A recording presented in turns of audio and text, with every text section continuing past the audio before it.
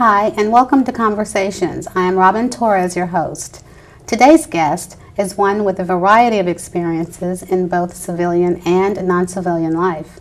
I say non-civilian because Brian Bode, the Vice President at Kansas City, Kansas Community College, is also a retired Army officer. Today we thought we'd talk to Brian and let him tell us about his military experiences, the transition to civilian life, and the future of the military. We'll discuss the places in the world he was stationed and the people he's worked with and met. Thank you, Brian, for joining us today. My pleasure. Thank you.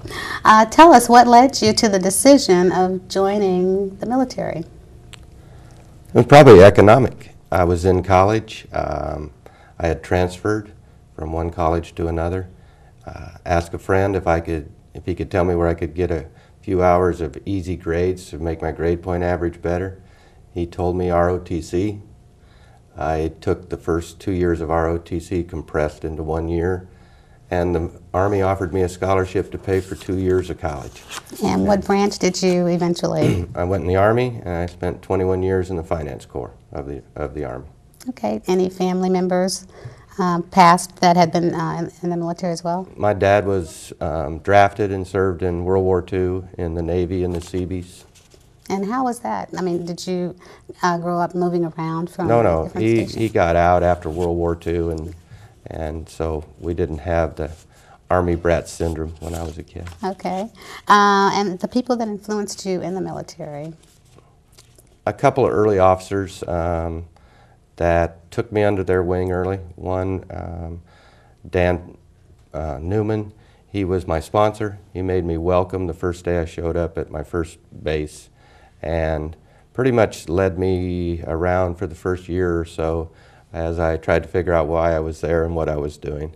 Tell me about the initiation or the basic training. Well, as an officer, I went to a different type of basic. We went to an officer basic training between our junior and senior years of college, and spent 6 weeks at Fort Lewis, Washington, in the rain, in the forest, and being abused daily, especially in 1976. Okay. It was tough. And then, but after I graduated from college and got commissioned, then I went to officer basic training for my branch specific to learn about what the Finance Corps did and how we did it. Okay. And the first place that you were stationed? Fort Riley. Fort Riley. Yeah. Tell Started off in Kansas. And where are you from first? I'm from Nebraska. Went to Okay. Kearney State College in Nebraska. So coming to Kansas and Fort Riley, was that quite a difference? Well, yeah, it was for me. I didn't know that there were that many hills and trees in Kansas, and so I thought it was all a wheat field. And my first tour here taught me differently. But it was a lot easier than, I suspect, leaving Nebraska and headed for Germany or something like that. And so it was a good transition, and I really liked it. And I always wanted to go back to Fort Riley, and they never ever let me go back. You met lots of people from all over the world. Any of them that you still keep in contact with? Oh, yeah. Dan Newman, the guy that was my sponsor. We were just about 2 weeks together, or 2 weeks ago together on a hunt. We still correspond all the time. Colonel Posey I talk to all the time. A lot of the guys that worked with me, for me, or that I worked with, I still email with and Christmas card. Wow. Tell us about the term chain of command and what that really means in the Army. Well, it means it here too, and it means it in most places, but it's really ingrained in the military. The President's the Commander-in-Chief, period. All your politics, all your thoughts, all of that goes away. He is the man. From him flows a chain of responsibility and who's in charge. And at each of those steps, you know who it is, you know who you work for, you know who works for you. And it's an ingrained trust that you have to have, that there are certain rights that come with being at a certain level. There are certain rights that come, and when that person gives you an order to do something, unless it's illegal, you do it. It's just what you train to do. And it's not because the Army tries to restrict people to narrow their mind, not to think. They're just, what we train to do is defend the United States. and that means combat against an enemy. And you don't have time to think and decide whether or not you're going to do something. When you're ordered to do it, you do it. And it's not blind leading to, blind obedience. It is the people above you have been trained. They have a very immense responsibility to make decisions that they don't make lightly, that they don't make in a vacuum. And when they give that order, you have to go. And I think if you see what's going on now, our military is the best trained, the bravest young bunch of people that I'm so proud that they're there, and maybe way back someday, a long time ago, I helped get the Army to that stage. It's just, there's rights and responsibilities. The higher up that chain you get, the lonelier and the harder those decisions get. What happens when the chain of command is broken?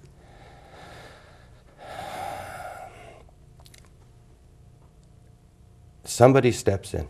One of the things you learn, and I think it's most evident if you watch some of the stories of young heroes over in Iraq or in Afghanistan, when the sergeant gets hurt, a corporal steps up and takes over and leads them to safety or leads them to victory.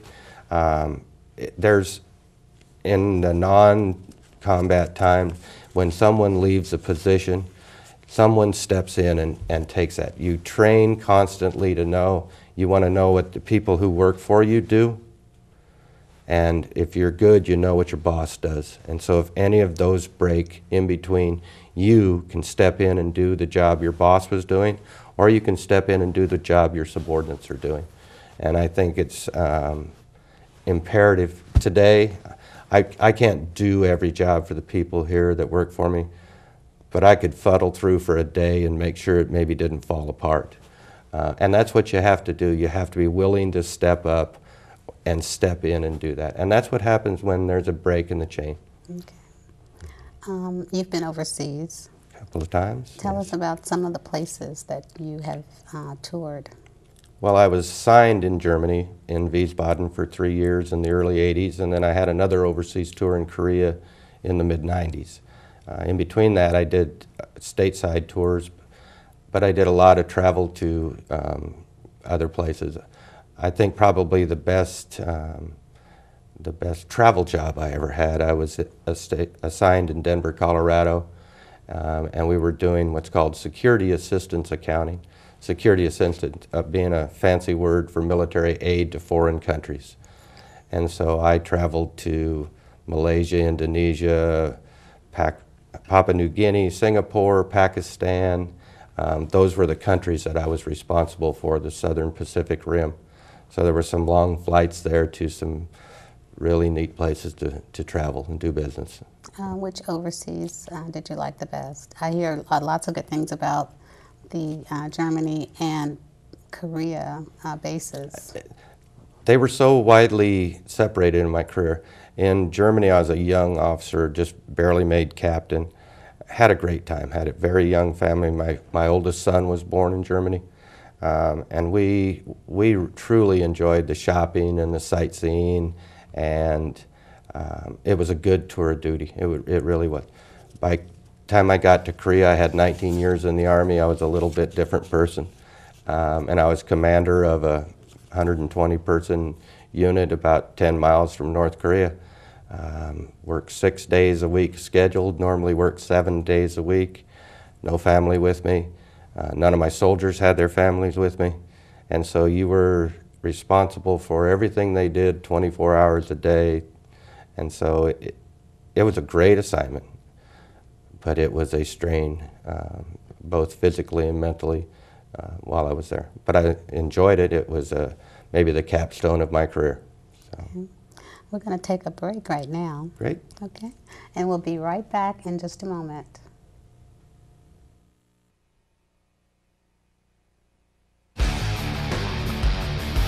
Flying at 600 miles per hour and turning 9 times the force of gravity is one of the most amazing things I've ever done. I'm Heath Voss, Supercross racer. Whether you want to fly at the speed of sound or hit a jump on a dirt bike and fly 50 feet in the air, you have to work hard, stay focused, to make some tough choices to accomplish your goals. Make the right choices today and be ready for the challenges tomorrow. This message brought to you by the U.S. Air Force. Welcome back to Conversations. We're here with Brian Bode, Vice President here at Kansas City, Kansas Community College. We talked earlier about pressure, and I know that you've been in some intense situations, one particularly in Korea. Can you tell us a little bit about that? Well, you're 10 miles from the North Korean Army, 10 miles from the border. There's never been an end to that war. There's a truce. There's never been a final declaration that that war is over. North Korea is a very unstable and unpredictable country. And so you're within 10 miles. 10 miles is inside of cannon range, inside of artillery range. At any one moment, you were in danger. And your soldiers knew that. Their families back in the States knew that. And our job was to stop the North Koreans if they decided to cross the border against our allies, the South Koreans. Now, South Korea has a great army, but they were going to take a little while to get there. And in the roads in South Korea, you can't get anywhere in a hurry. And so our job up on the border was to stop the North Koreans. And that's an intense job. You're there is somebody standing at that border 24 hours a day, all the time.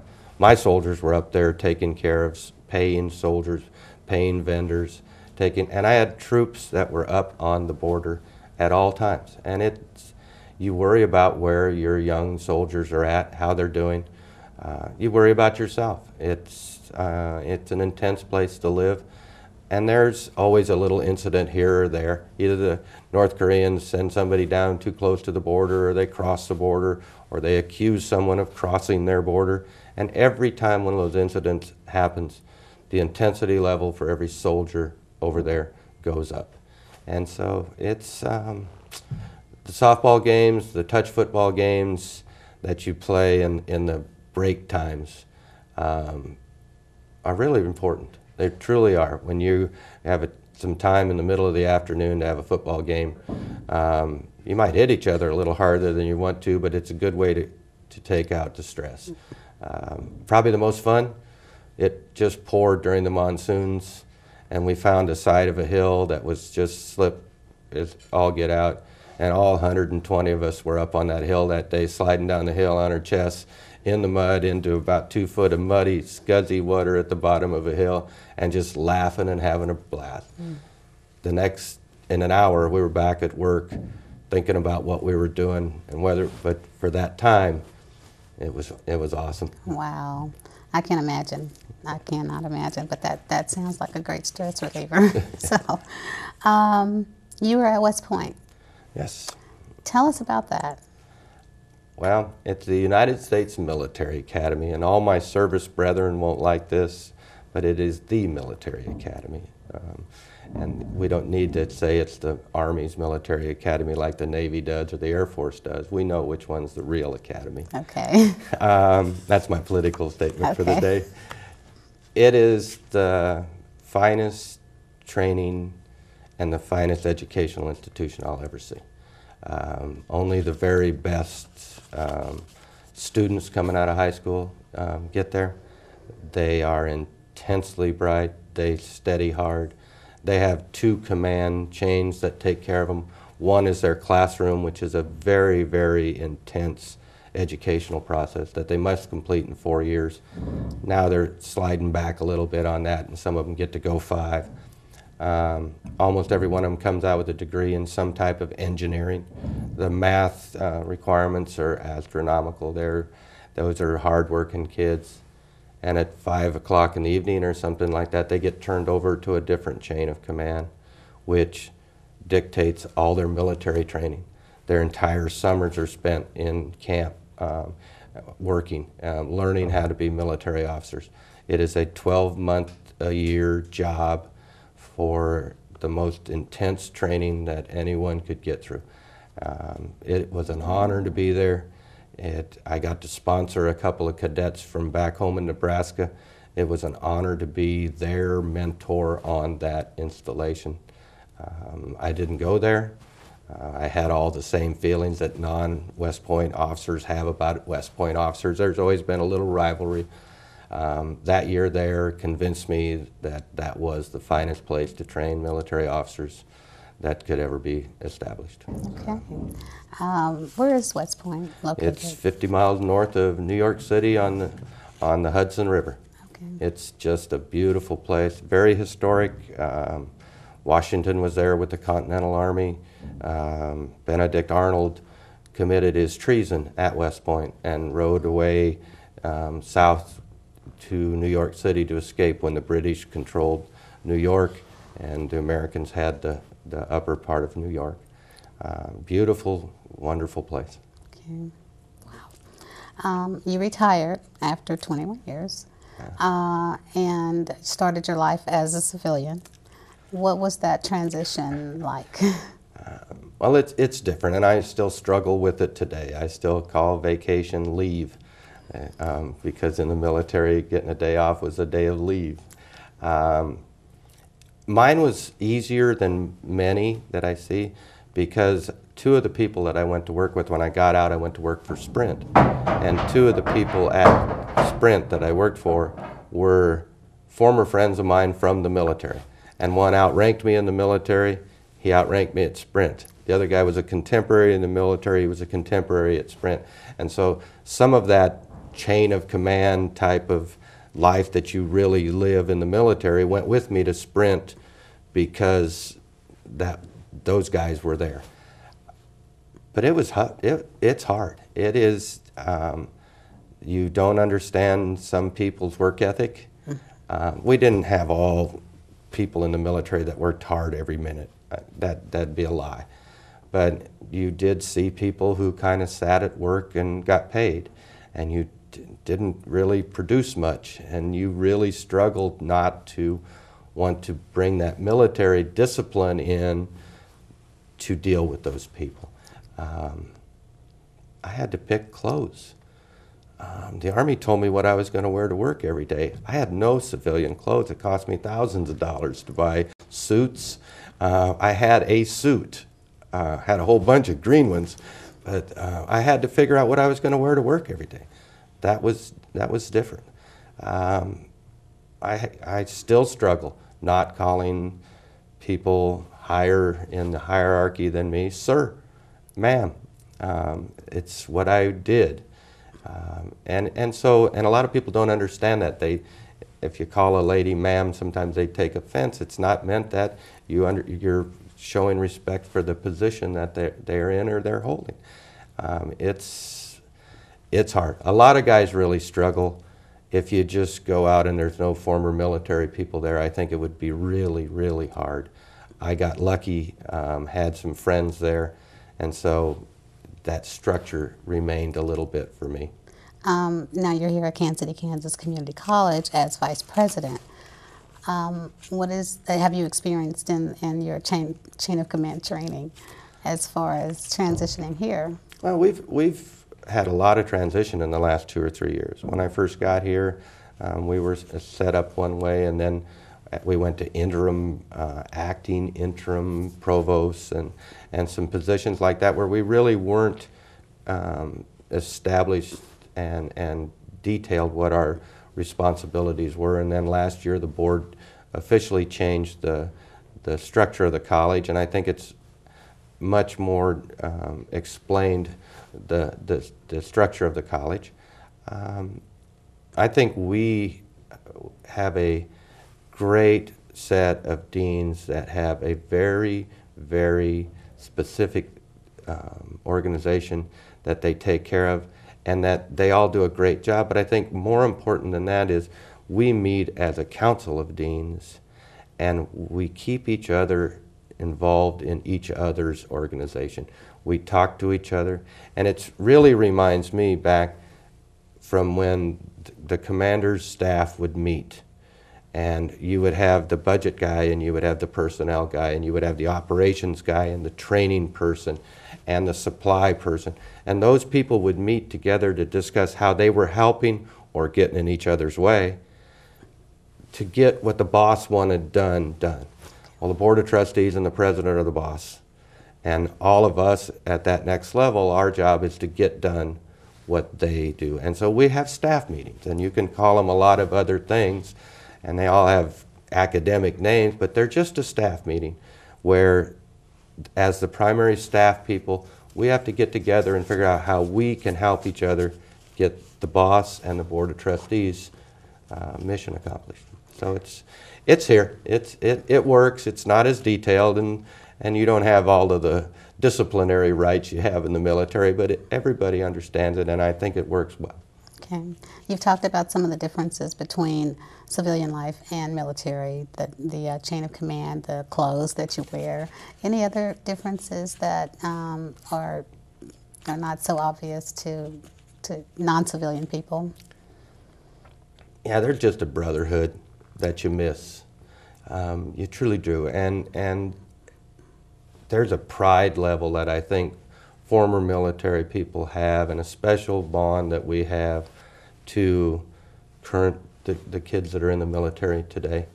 And if you know somebody served in the same time frame you did, or if you know somebody served and you know what they went through, yeah, they have an extra tick mark in your heart, and I think also in your relationship, in how you deal with them.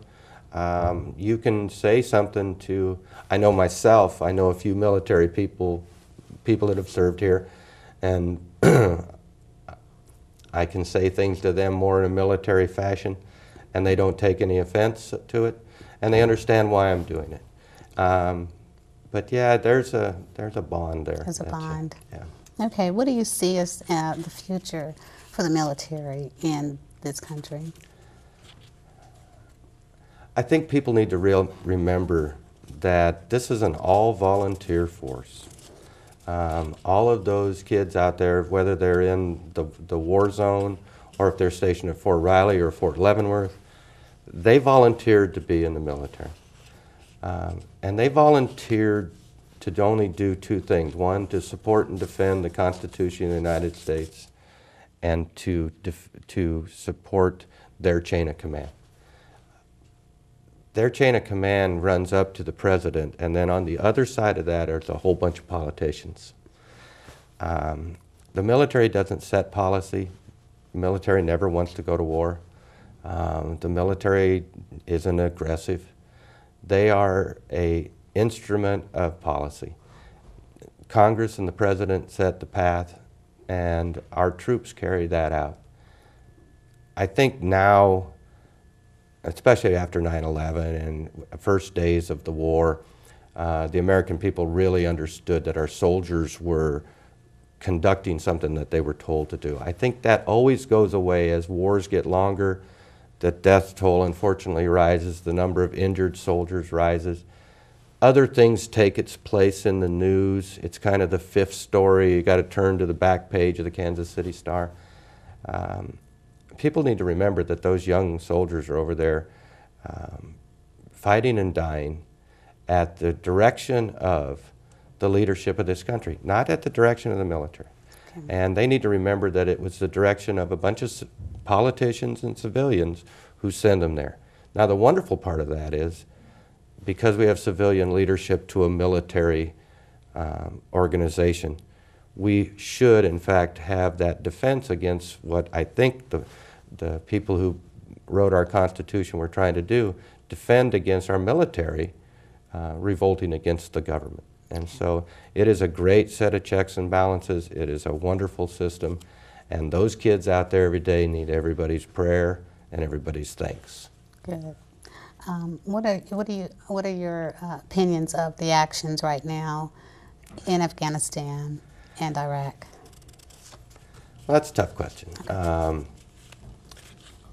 I think that my biggest concern, and I'm not there, I don't see the intelligence, I don't hear what they talk about, I'm not involved, but I think the thing that continues to bother me is the number of restrictions that we put on our own soldiers.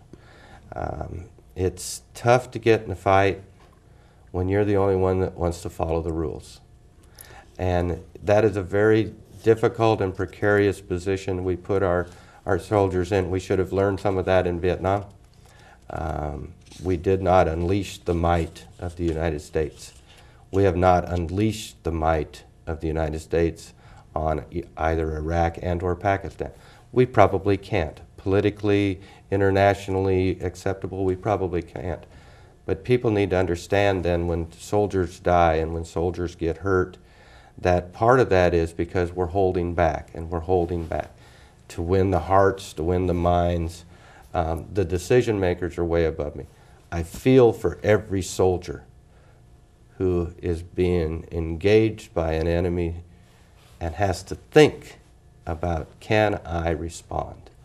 That to me is really putting our young people in a position that is just not right. There are reasons that they have to do it. It is very disappointing that it has to be that way.